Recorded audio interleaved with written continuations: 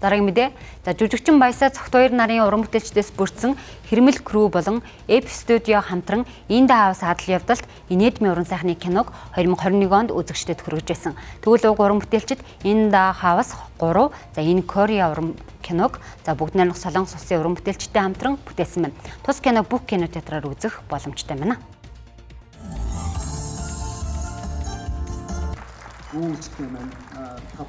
За In the House 3 киногоо нэг сэтгэл их өндөр байна. Нээлтийн үзэгчийн одоо тэр реакц бүх юмыг хараад гарч ирлээ. Хүмүүс үзээд одоо сэтгэлдээ хэлэх байхаа. Тэгээд ямар ч байсан үнэртэйгээ энэ сайхан уран бүтээлийн ард гарч чадлаа.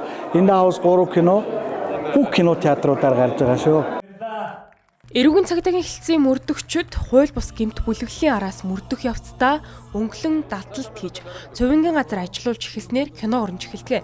Улмаар 2022 онд In the House Comeback киног үргэлжлүүлэн бүтээж байсан.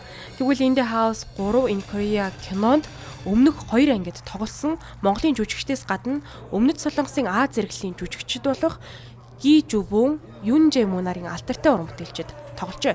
Түүнчлэн тус уран бүтээлийг бүгд найрамдах Солонгос улсын CGV сүлжээ кинотеатруудад гаргахаар болсон байна. За ерөнхий продюсераар Бат Зориг, ерөнхий найруулагчаар Амар Түвшин нарын ажилласан тус кино бүх кинотеатраар үзэгчдийн хүртэл болж эхлээд байгаа юм а.